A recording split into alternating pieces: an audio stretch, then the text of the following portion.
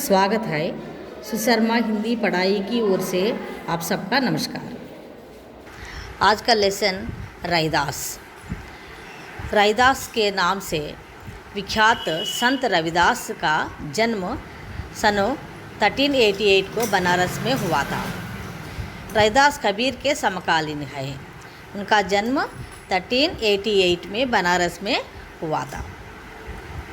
मृत्यु 1518 में हुई।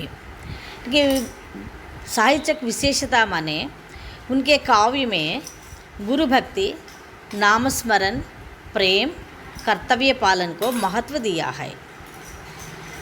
सरल एवं सुबोध भाषा में लिखी गई कविताएं और पद अवधी राजस्थानी का प्रयोग किया। रचनाएं गुरु ग्रंथ साहिब।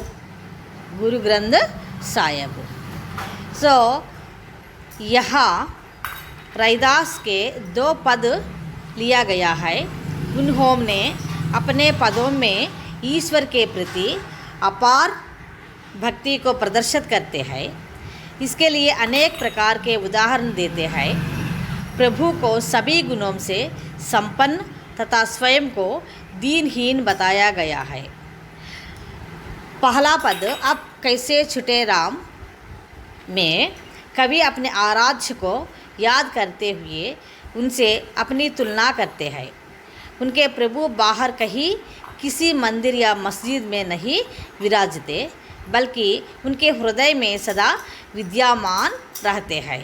हर पल, हर क्षण, हर काल में उससे श्रेष्ठ और सर्वगुण संपन्न है। दूसरा पद ऐसे लाल तुझ बिनु में, दूसरे पद में भगवान की अपार उदारता, कृपा और उनके समदर्शी स्वभाव का वर्णन है। रविदास कहते हैं कि भगवान ने कथा निम्न कुल के भक्तों को भी सहज भाव से अपनाया और उन्हें लोक में समकालीन स्थान दिया है। कविता की ओर चलिए। पहला पद में क्या बताया मैं आपको बताऊंगी। अब कैसे छूटे राम नाम रट लगे। अब कैसे छूटे राम नाम रट लगे। छूटे माने छोड़ना, राम नाम माने भगवान का स्मरण, रटना माने लगना। इसका मतलब मैं कैसे भूलूंगी आपका नाम स्मरण। यह लगना अब किसी प्रकार नहीं छूट सकती। मतलब हमें कैसे भूल जाओ। रट लगी माने लगने लगी माने डिवोशन। अब कैसे छूटे राम नाम रट लगी माने हम कैसे भूलेंगी राम का स्मरण माने भगवान का स्मरण। देन यहाँ अपना प्रभु इसमें आत्मा परमात्मा का अंश दिया है। अपने भावों का प्रकट करने के लिए अनेक उपमाएं दिया है। उपमाएं माने कंपैरिजन दिया है। अब कविता की ओर। है प्रभु तुम चंदन हम पानी, जाकी आंग आंग बस समाने। है प्रभु माने ये भगवान, तुम चंदन हम पानी। तुम चंदन हो, हम पानी हो। अर्थात जैसे पानी में घिसकर ही चंदन का रंग निखरता है, इसी प्रकार भक्तों की भक्ति से ही प्रभु का महत्व बढ़ता है। जैसे मीरा जी की अपार आराधना से कृष्ण जी का लीलाओं को निखरा है। अर्थात प्रभु के चंदन रूपी सुगंध मेरे अंग अंग में समा गई। अंग अंग माने रोम रोम, बास माने सुगंध, वास माने महक, समानी माने मिली हुई। प्रभु जी तुम चंदन हम पानी, जाकी आंग आंग बस समानी का अर्थ है प्रभु के नाम की सुगंधी मेरे रोम रोम में व्याप्त हो गई। है प्रभु तुम घन बन हम मोर, जैसे चितवचन चकोर। इसका मतलब है जैसे चकोर पक्षी चंद्रमा की ओर टकटकी लगाए हुए देखते रहता है, उसी प्रकार मैंने तुम्हारी ओर देखता रहता हूँ। घन माने यहाँ बादल, चितवत माने टकी टकी लगाकर देखना, चितवत माने टकी टकाकर देखना, चंद माने चांद की और चकोर माने चकोर पक्षी ने। देन प्रभु जी तुम दीपक हम बाती, जाकी ज्योति बरे दिन रात।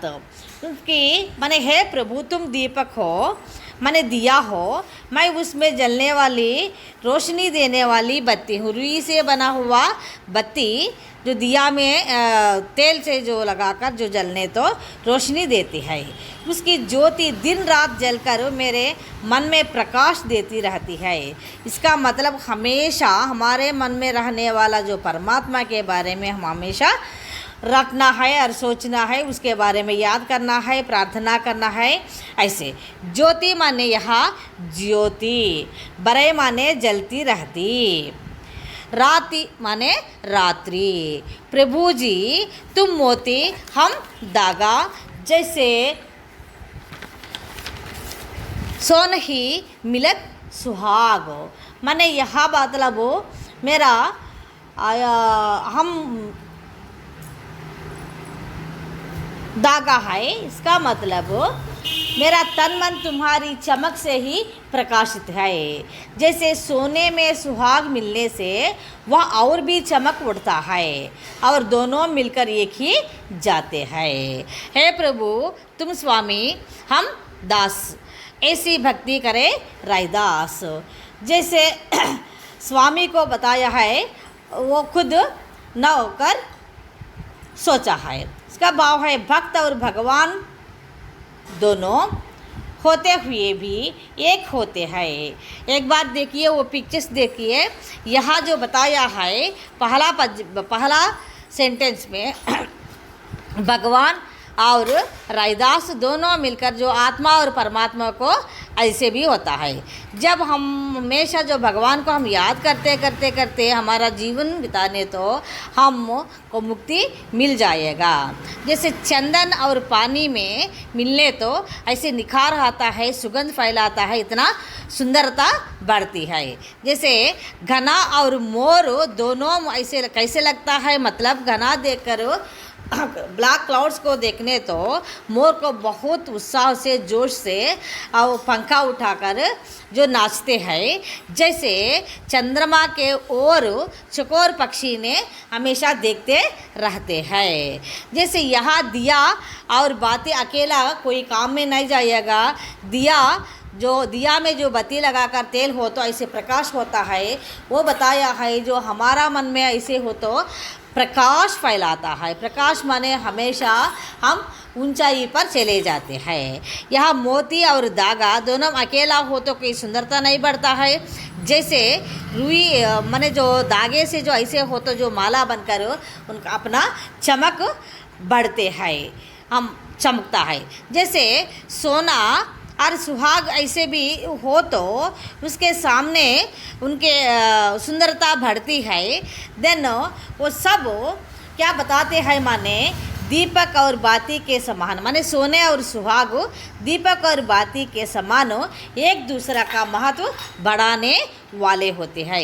एक दूसरे के बिना निराधार होता है और दोनों को जब जुड़ता है वो उनका महत्व बढ़ाने